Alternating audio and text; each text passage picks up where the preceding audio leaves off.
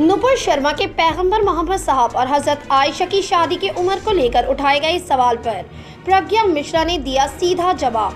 हिंदुओं ने भी की जमकर तारीफ। आइए जानते हैं रिवायतें और तारीख के आईने में पैगंबर मोहम्मद साहब की शादी और हजरत आयशा रज़ियल्लाहु ताला अन्हा की उम्र क्या थी और किन परिस्थितियों में हुई थी शादी।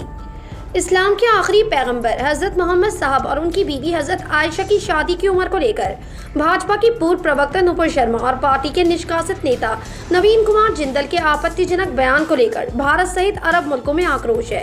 अरब के कई देशों में इस मामले पर नाराजगी जताते हुए वहां की सरकारों ने भारतीय उच्च अधिकारियों को तलब कर लिया है और वहां भारतीय उत्पादों के बहिष्कार की मुहिम भी चलाई जा रही है। हालांकि सरकार ने पार्टी के उन नेताओं के बयानों से पल्ला झाड़कर उन्हें पार्टी से निकाल दिया है।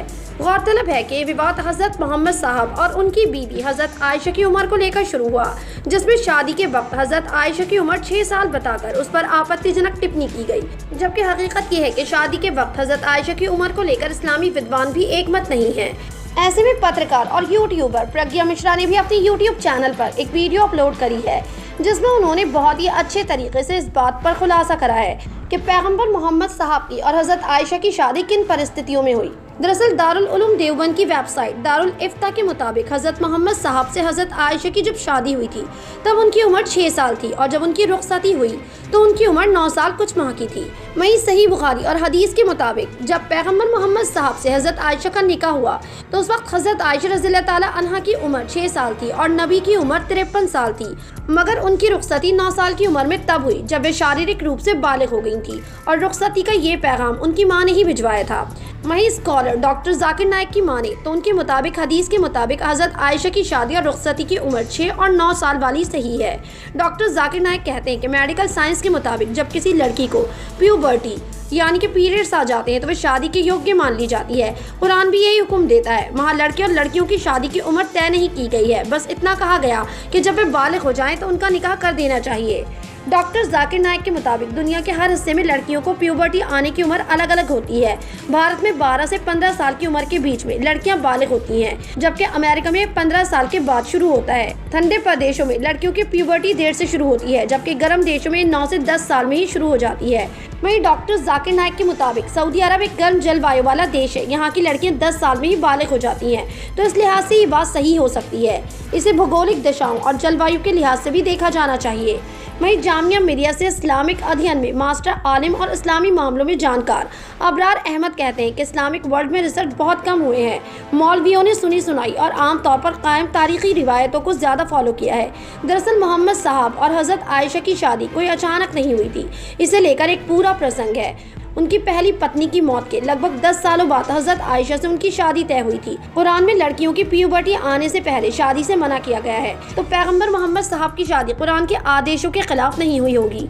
वहीं भोपाल के मुफ्ती अब्दुल रहमान अहमद कहते हैं कि तारीखी रिवायतों पर बहस करना और उसमें उलझना ठीक नहीं है। हदीसों की व्याख्या में तर्कों और परिस्थितियों का अवलोक जरूर होता है। उनका कहना है कि तत्कालीन हालात से ये साबित होता है कि हजरत आयशा की उम्र रुखसती के वक्त 18 के आसपास रही होगी, लेकिन यहाँ सिर्फ उम्र को लेकर विवाद पैदा करने से कुछ हासिल नहीं होने वाला है। दरअसल हजरत आयशा की शादी पहले से कहीं तय थी और लड़के वालों ने किसी बात से शादी से मना कर दिया था। इसकी खबर एक औरत ने हुजूर तक पहुंचाई थी और फिर इसके बाद हजरत आयशा की मां के पास शादी का पैगाम भेजा गया था। दरअसल पैगंबर मोहम्मद साहब ने अपनी पूरी जिंदगी में पहली बीवी हजरत खदीजा की मौत के बाद 10 और शादियां की और इनमें हजरत आयशा रज़ियल्लाहु ताला अन्हा के अलावा बाकी सब विधवा और तलाकशुदा थी और अलग अलग परिस्थितियों के कारण समाज की बहिष्कृत महिलाएं थीं। वहीं प्रज्ञा मिश्रा ने अपने यूट्यूब चैनल पर बहुत ही बेहतरीन तरीके से बताया है कि आपको इन शादियों का मकसद समझने के लिए मोहम्मद साहब के वक्त अरब की सामाजिक आर्थिक हालात और कुरीतियों को समझना बेहद ज़रूरी है। उस वक्त पूरी दुनिया में औरतों पर जुल्म हो रहे थे। भारत में महिलाएं पति की मौत के बाद चिता पर जीवित जलाई जा रही थी।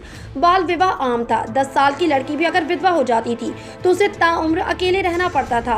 भारत में देवदासी प्रथा आम थी। अरब में भी महिलाओं के हालात अच्छे नहीं थे।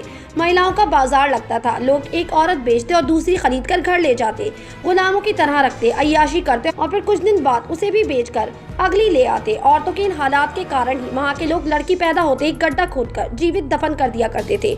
जो औरत विधवा हो गई या तलाकशुदा हो गई उसे भी बाजार में बिठा दिया जाता था। तब पैगंबर मोहम्मद साहब ने महिलाओं के इन हालात और ऐसे बाजार का विरोध किया।